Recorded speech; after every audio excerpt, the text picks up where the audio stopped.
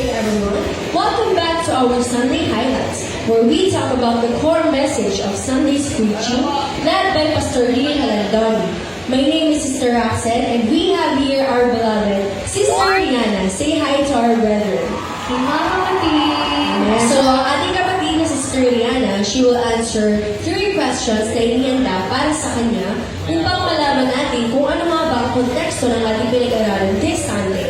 Alright, are you ready, Sister Rihanna? Amen. So, for our first question, kung tinatawag nga ng Diyos ang lahat, pati ikaw, paano mo ito personal na tinugon? Personal ko itong tinugon sa pamamagitan ng pakikinig dahil sa pakikinig doon talaga magsisimula yung ating pagsunod sa Panginoon at ang ating pananampalataya. Kasi sabi niya sa Romans 10:17, faith cometh by hearing. Kaya kung hindi naman tayo makikinig, para naman tayo makakasunod kay Lord, para natin malalaman na may pangako pala si Lord. May mga dapat pala tayo hindi ginagawa mga Kristiyano. Kaya kung inaatay ka man dito sa church, it's a big opportunity para makapag-praise kay God. Kasi, di ba sa unang beses mahihiyain ka pa, pero kapag nandito na sa Panginoon, doon mo na-realize, ay dapat pala ganito ganyan, ay dapat pala hindi ko ito ginagawa. Kasi, ayun eh, kung malaliman ka talaga nakikipag-usap kay God, doon mo malalaman talaga yung mga tama at mali mong ginagawa. Amen, praise the Lord. So, napakagandang sagot, no? Sinabi niya na tinugon niya ang pagtawag ng Panginoon sa pamagitan ng pakikinig dahil nga doon nga sa pakikinig natin, nasisimulan yung faith natin. And talagang mga kapatid, totoo yun na sabi nga sa question, kung lahat ay tinawag, kasi sabi nga, di ba, marami ang tinawag pero konti lang yung mga pinili. So, kung gusto natin mapabilang tayo doon sa mga pinili ng Panginoon, tugunin natin yung pagtawag ng Panginoon at sumunod tayo sa kung ano yung pinagulo sa atin ng Panginoon. Amen. So, napakagandang sagot.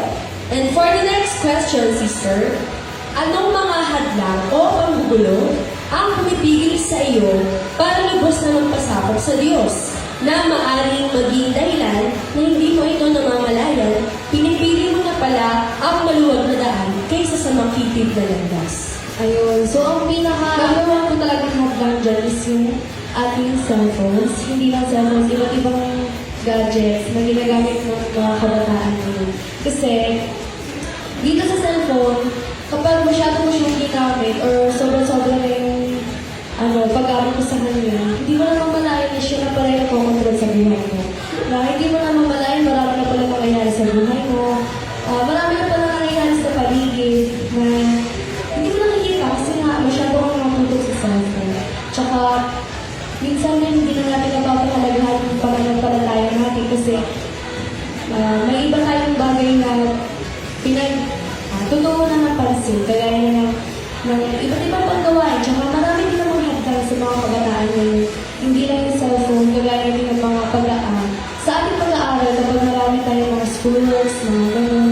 Tsaka marami din tayong personal na problema na kinakaharap sa buhay. Kagaya din ng mga financial. Kasi marami din talaga ngayon na nakakailangan ng sapat na pera kasi wala silang natulang, wala silang pamilya. Kaya masyado silang nalulungkot or nalulungkot sila kasi hindi nila alam kung saan sila kuha ng mga pangangailangan nila. To the point na napapabayaan nila yung ministry nila, yung sarili nila, at saka yung faith nila kay God.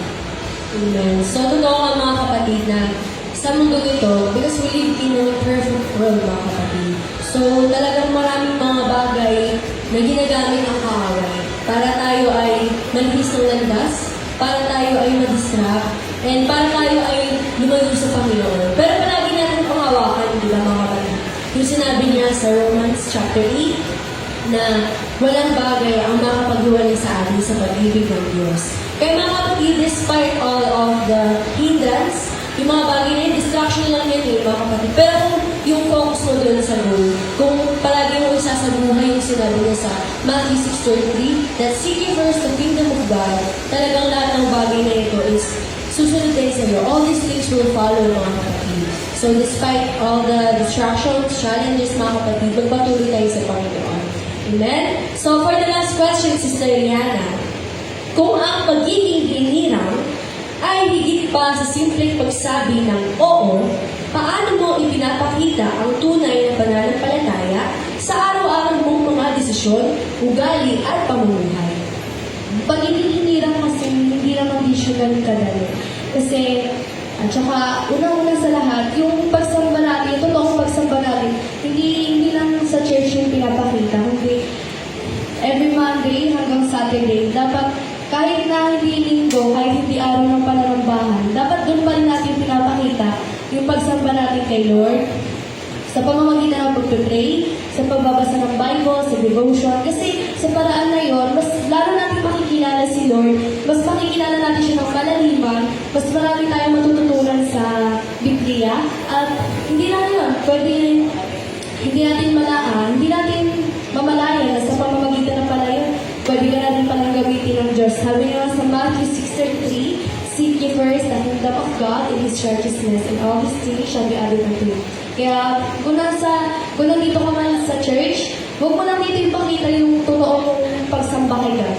Pati rin sa bahay mo, kung nasan ka bang lugar, sa paaralan, sa kahit anong lugar, ipakita mo doon na ipagmalaki mo pa na totoo kang Kristiyano. Yung totoo mong pagsamba kay Lord, at yung totoong pagtitiwala mo talaga sa Kanya. At sa kahit anong gawin mo, lagi mong aalalahanin na ginagawa mo ito para kay God. Amen. Totoo yan, kapatid, na ang pagiging hirap talaga ng Panginoon is more than just being chosen. It is being used by God. Ito yung pagiging available natin, willing natin na magpagamit sa gawain ng Panginoon. So, totoo yun na sinabi niya na importante talaga yung paglalaan natin ng oras sa ating Panginoon. Kasi, ang ating pagiging Kristiyano naman, mga kapatid, totoo yan na hindi lang yan dapat sa loob ng simbahan nakikita. Hindi lang yan tuwing Sunday, kundi it is every day, every minute, and every second of our lives. We have to live as a Christian, as a follower of Christ. Kasi mga kapatid, hindi tayo lalago sa Panginoon. Kung nagiging stagnant tayo, kung dito lang tayo sa church, ipinapakita natin na tayo ay lingkod ng Panginoon. Bagkos, isa pamuhay natin mga kapatid. Kasi marami naman talaga yung mga umaten sa church. Maraming mga cases na palagi tayong dumadalo. Pero may mga tao rin, mga Kristiyano rin, na talagang sa Monday to Saturday, hindi mo makikita sa pamumuhay nila yung pagiging Kristiyano. Kaya tayo, bilang mga hinirang ng Panginoon, bilang tunay na Kristiyano, palagi natin nasain sa ating puso na mamuhay ng may kabanalan, ng may katuwiran mga kapatid. Kasi ito yung nakakapagkalugod sa Panginoon. Because sabi nga, without holiness, we cannot please God. Diba, mga kapatid? So, Ano rin pala, naalala ko rin yung tinuro sa akin ni Minister nito last Sunday na yung pagtunay na pagsamba is hindi lang talaga pinapakita sa simbahan, kundi may kita mo to kapag nasa bahay ka, kapag kung saan ka man, kapag Monday hanggang Saturday, pinupuri mo pa rin yung Panginoon. Doon talaga sobrang nalulugod si God. Kasi kahit na wala na makita sa'yo, pinupuri mo talaga yung Panginoon. Diba? Kahit na walang taong nakakapagsabi sa'yo, uy, si sister nakakapagpuri, kaya yun ang mga kapatid. Amen. So, sa simple nga natin pagpe-pray and devotion, mapapakita natin yung pagmamahal natin sa Panginoon. Kasi inaaral natin yung salita niya. At hindi lang inaaral, kundi ina-apply sa pamuhay. Amen? So, lastly, Sister Rihanna, last but not the least, what is your advice sa ating mga viewers, sa ating mga kapatid na nakikinig at nanonood ng ating Sunday highlights? Ang advice ko lang for our viewers na nanonood is, kung hinirang ka mo or kung tinawag ka mo, unahin na natin tinawag. Huwag kang manatili kapag tinawag ka lang. Huwag kang papayag. Pilitin mo na maging hinirang ka ng Panginoon. Kasi sobrang saya kapag pinili ka ng Panginoon. Doon yung mararanasan yung tunay na gala, yung pagharap mo sa mga tao, kapag hindi ka naman sanay. Tsaka, mga hindi lang naman, kung may mga nararanasan na tayong problema, hadlang sa buhay, huwag natin hayaan na ito yung kumain sa atin.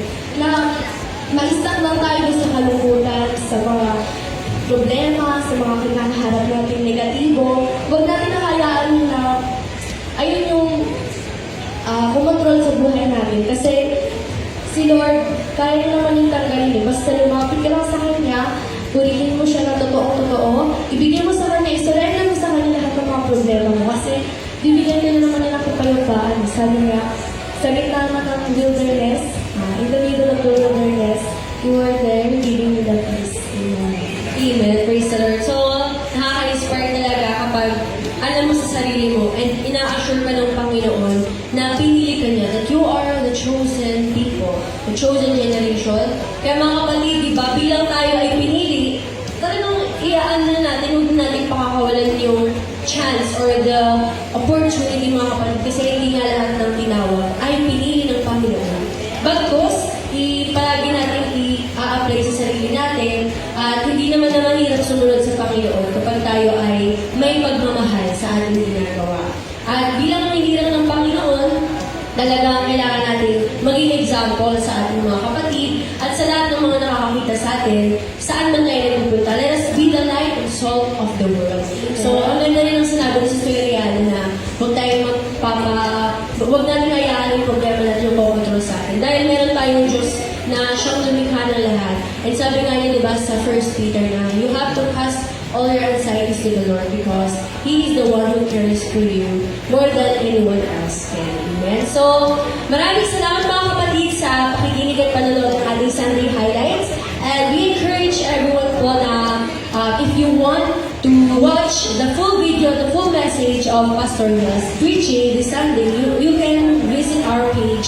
Scroll lang kayo mga kapatid and makikita ninyo mga kapatid yung full message na ating Sunday service and we will encourage everyone talaga kasi mas maganda na nakakasama namin kayo in person more than just sa screen. Kaya mga kapatid, if available tayo mga kapatid, maging available tayo sa Panginoon, ay sama-sama natin siyang purihin para sa ating susunod na service. Amen?